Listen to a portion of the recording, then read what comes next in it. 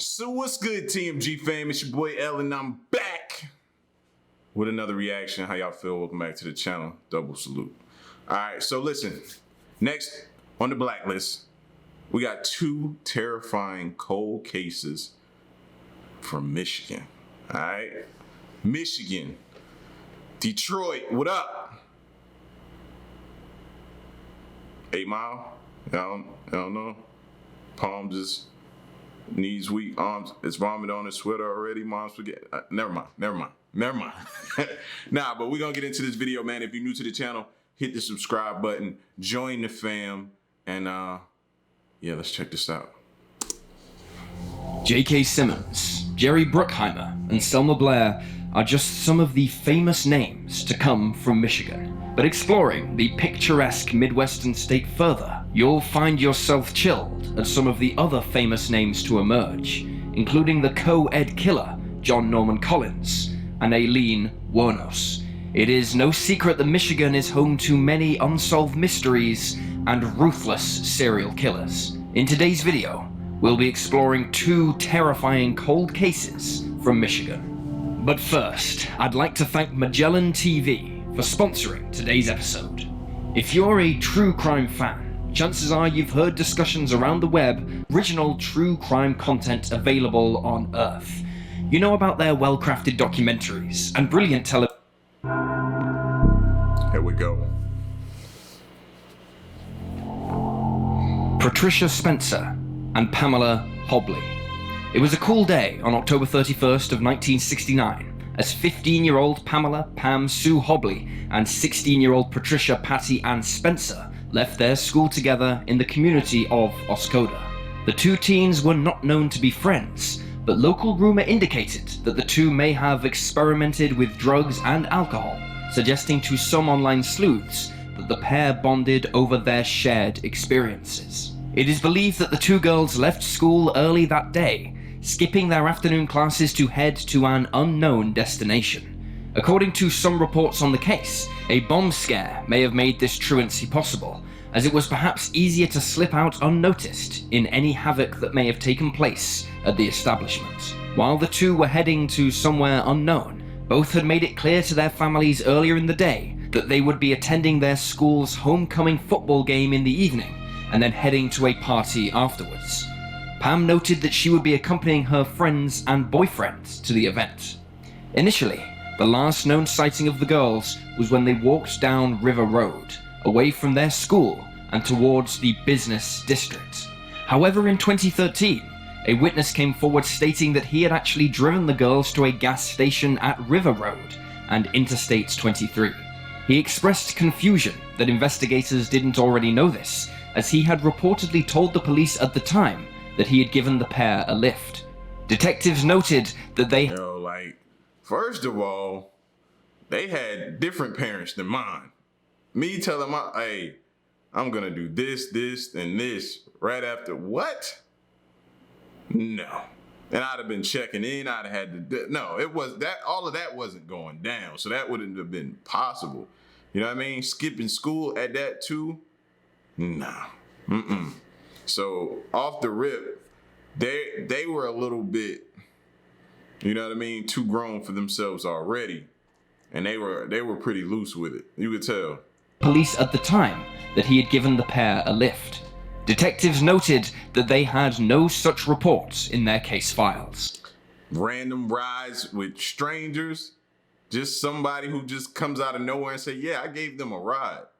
Huh? Yeah, this all smells bad.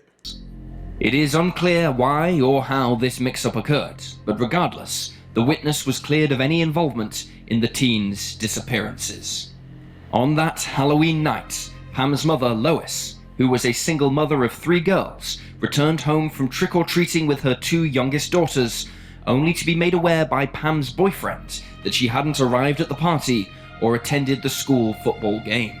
Following this discovery, Lois called the parents of some of her daughter's friends and classmates and learned that Patty was also missing and had also failed to show up to the 2 events. Alarmed by this, the families of both girls reported them missing. Over the next few days, friends and family were interviewed by police as they tried to track the pair's last known movements and figure out where they might have gone. It was originally believed that the teens had left of their own volition and had fled to the city of Flint. Their families, particularly Pam's, were not convinced. Right, it's weird. Because if a teen gonna do something, 9 times out of 10, her boyfriend's gonna know about it. So maybe he's lying. Maybe they need to look further into him or something. But they're gonna try to make an attempt to get to where their boyfriend is to be around them a little bit. So them not even linking up, not even going to the game, nothing like that. All of that, yeah. It's definitely off. Pam's sister later told the media that she didn't believe the 15-year-old had run away because she was at a good point in her life and seemed happy. She'd also recently become engaged to her boyfriend.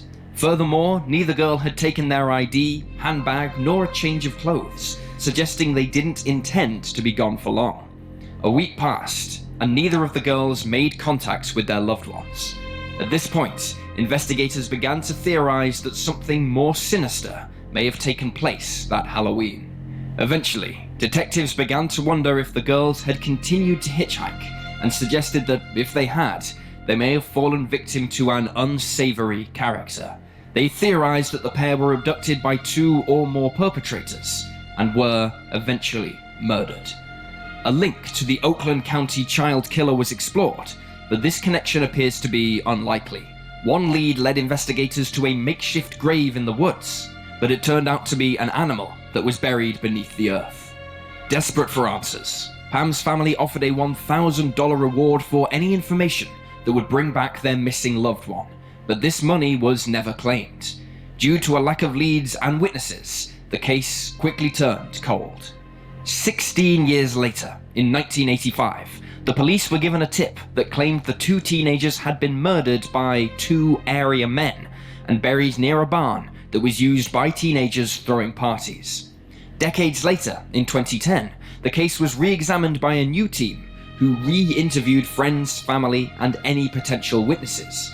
Around this time, the site of the barn named in the tip, which was located on Brooks Road and was in 1969 owned by a man named Jack Searle, was investigated using excavation tools and cadaver dogs.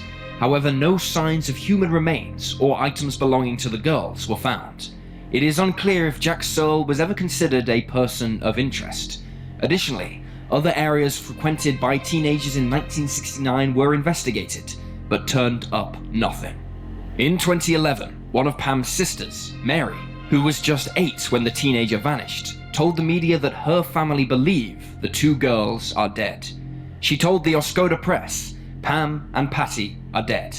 The families know this in the deepest valleys of our souls. We do not know why, we do not know how, but someone does." Mary continues to try and keep the case alive. Both Pam's parents and grandparents have died in the years since the 15-year-old disappeared, never knowing what happened to their beloved daughter and granddaughter. In recent years, the Oscoda Township Police Department has noted that their biggest challenge now is the age of the case. They believe it is solvable, but think time is making things difficult. In 2013, investigators stated that they had identified a person of interest, but they needed further information for the case to continue. It is worth noting here that Pam's boyfriend has never been considered a suspect or a person of interest. I've been waiting to hear that, and not even a suspect? Not even a little bit? And then y'all saw me look crazy because they was like she was engaged. 15? Engaged? Maybe I heard that wrong. I've been known to hear things wrong, so maybe I heard that wrong. Noting here that Pam's boyfriend has never been considered a suspect or a person of interest. The DNA of both girls has been obtained and is on file so that comparisons can be made to any Jane Does matching their descriptions. Pam's dentals are also on file, although Patty's are not. Neither girl's fingerprints have been obtained. Patricia Ann Spencer and Pamela Sue Hobley were both last seen on Halloween of 1969, walking down River Road away from their school and towards the business district of Oscoda. The last witness sighting of them is by a man who provided them with a lift and dropped them at River Road and Interstate 23. They have not been seen or heard from again. Patricia was just 16 years old at the time, standing between 5'3" and 5'4" and weighing around 120 pounds. She is described as a white woman with brownish blonde hair and blue eyes. She is supposed to wear glasses, but was not wearing them at the time of her disappearance. She uses the nickname Patty and has a dog bite scar on one of her legs. She was last seen wearing a grey and green plaid jacket, a brown sweater, a matching brown tweed or plaid skirt, brown shoes with a thick heel, and a silver necklace with a peace symbol-shaped pendant on it. Pamela was just 15 at the time of her disappearance. She is described as a white woman with brown hair and brown eyes, and has a scar on the bridge of her nose.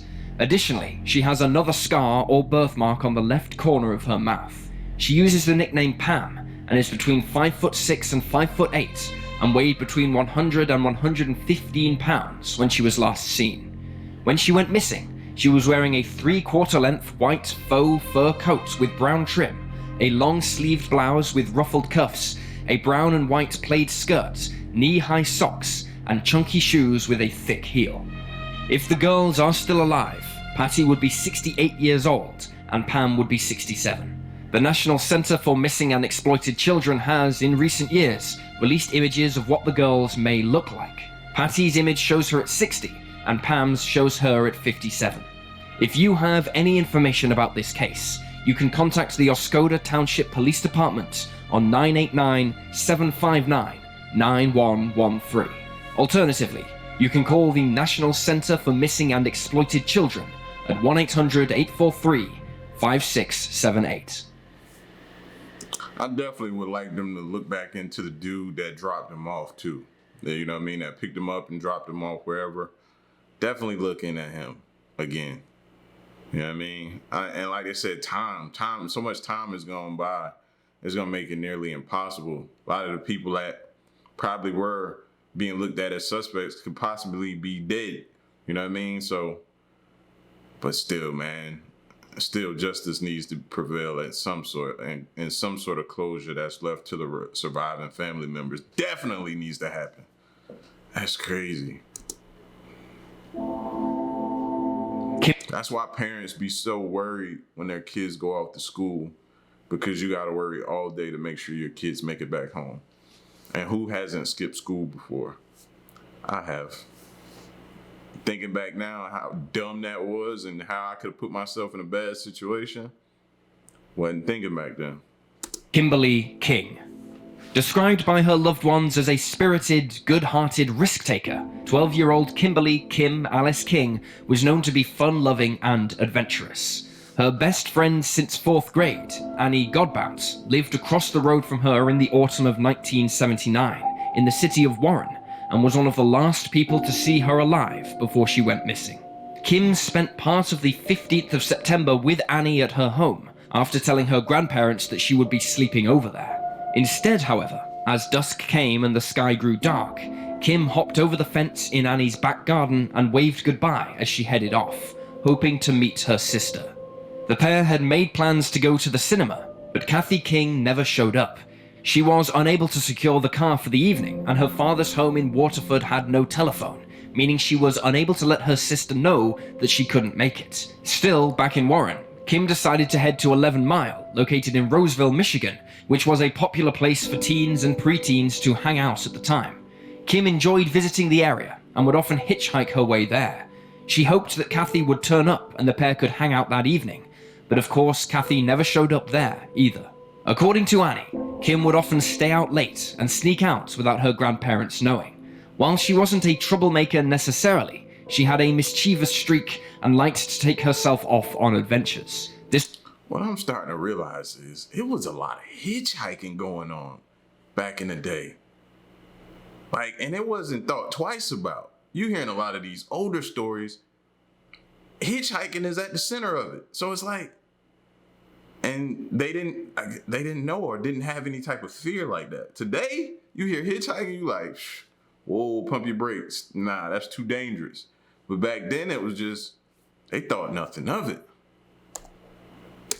She had a mischievous streak and liked to take herself off on adventures. This also wasn't the first time that the 12-year-old had lied about her whereabouts. She reportedly hatched a similar plan before and turned up at Annie's door at 7 a.m. the following morning. Annie, for her part, described herself as more of a bystander in life, preferring to watch her best friend have all the excitement rather than participating herself. My grandma would have beat me to sleep. What? I'd have woke up in the hospital.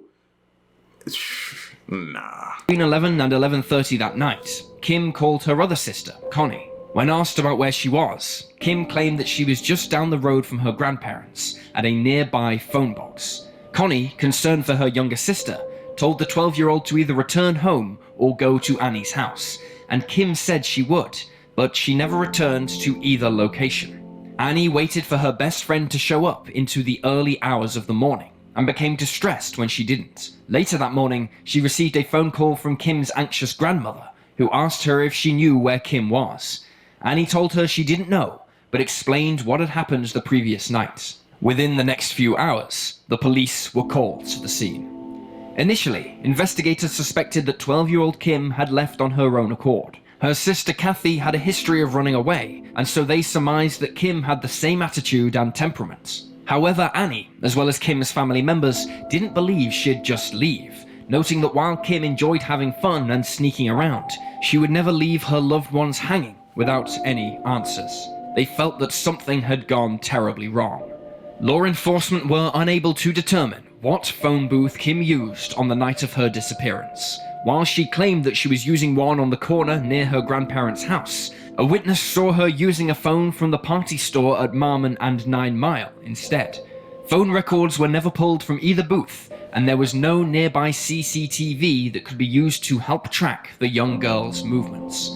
Following Kim's disappearance, almost the entire local community was interviewed, both professionally by authorities and casually by friends and family. The pre-teen's sisters heard that their siblings had made it to Roseville, but her movements afterwards are unclear. Nobody had seen her leave, and nobody knew where she had gone. Tips uncovered by investigators led to interviews, but no further, and detectives learned that she may have traveled to Grand Rapids, Michigan after she went missing. But this lead didn't pan out.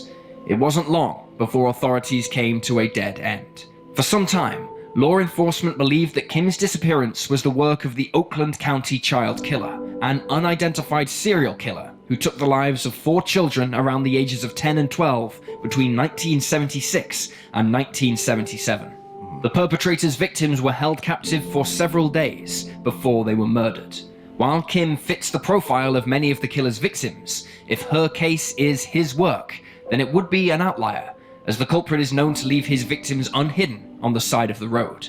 Conversely, Kim has never been found, and neither have her remains. Another suspect in Kim's case, and in the Oakland County child killer's case, is David Norberg, who worked in Warren in 1979 and lived just 2 streets away from the 12-year-old. Norberg was killed in a car accident near Recluse, Wyoming in 1981, and has never been charged with any of the child killings or in connection with Kim's disappearance. Following his death, however, jewelry allegedly belonging to several of the child killer's victims was found in his home. In 1999, his body was exhumed and his DNA was compared to a strand of hair that was found on the body of Timothy King, the child killer's final victim. 3 years later, however, authorities announced that the hair was not a match to Norberg. It is unclear if Norberg was the killer, or if he was involved with Kim's disappearance. Investigators believe he may have been involved with the 12-year-old's abduction, even if he is not the serial slayer. The third suspect in Kim's case is a man named Arthur Ream. This announcement came in 2018, when her disappearance was freshly examined by investigators. In 2008, Ream was found guilty of the murder of 13-year-old Cindy Zarichki, a young girl who was dating his son in 1986 and had gone missing around that same time. Ream lured Cindy to a Dairy Cream in East Point. Oh my gosh, bro. And yet, y'all want to go back and forth with me when I was talking about, fame and being beloved. Bro, people, trusting people is hard. This fool did something to, what was it, what did he say, his grandson's? Gone missing around Zarichki, a young girl who was dating his son in... His son's girlfriend. took her out. Like, man, like, I know her parents never suspected that. In 1986 and had gone missing around that same time. Reem lured Cindy to a Dairy Cream in East Point, claiming that he was organizing a surprise party for his son. He then abducted and killed her and buried her body around 30 miles outside Detroit. After he was charged with the crime, he led investigators to this location so that Cindy's remains could be recovered. At this same time, Reem was already in prison serving 15 years for molesting a 14-year-old girl. Additionally, between 1974 and 1978, he was in jail after being convicted of sexually assaulting a 15-year-old. In 2018, authorities dug up the area where Reem had buried Cindy, looking for more bodies. They had received information that he bragged in prison about killing between 4 and 6 other victims. Law enforcement was sure that Reem had buried his other victims nearby, but were unable to locate any other human remains, including Kim's. So far, it does not appear that Reem has confessed to authorities regarding Kim's case, nor any of the other cases he is suspected of being involved in, and updates since 2018 have been few and far between. Kim's grandmother passed away in 1995, but her sisters continue to look for answers. Annie hopes that one day they'll be able to find some real closure. Prior to her death, Kim's grandmother purchased a cemetery plot for her. 12-year-old Kimberly Alice King was last seen on the night of September 15th, 1979, when she left the home of her best friend Annie in Warren. After this, she may have been in the area of 11 Mile, located in Roseville, Michigan. Between 11 and 11:30 p.m., she spoke on the phone with one of her sisters. She has never been seen or heard from again. Kimberly is described as a white woman with blonde hair and blue eyes, standing at around 5'5". She weighed approximately 105 pounds when she was last seen, and was wearing a blue sweater and jeans. She uses the nickname Kim, and has a gap between her upper front teeth. Her upper incisor is described as being peg-shaped. If Kim is still alive, she will be 55 years old. If you have any information about her disappearance or her whereabouts, you can contact the Warren Police Department at 586-574-4700. And there you have the facts. Please leave a comment down. Man, if y'all don't share this video alone, these videos need to be shared. If you don't do mine, do the original video. I'll have the link in the description, man. Maybe somebody comes across and maybe there's a shot that somebody's still alive. But fam, hold on to your kids. Love your kids. Pay attention. Go with them. Be involved. You know, can't shield them from everything, but you can darn sure try to do the most, because you cannot trust people, bro. You can't. And your kids won't see it. They'll probably be upset with you for it because they feel like you're to take, but show them these stories. Tell them why. Explain to them why, you know, and just keep explaining to them. This is why. I know you don't understand it now, but this is why. Sit down, show them these stories, man. Don't try to spook them too bad, but at least let them understand why. Because at a moment's notice, somebody out there, some evil person will try to take them away from you. And it's cold out here, man. It's a cold world. Y'all get at me in the comment section, man. Let me know what you thought of these videos, and stick around and stay tuned, man. Until next one, I'm gone. Peace.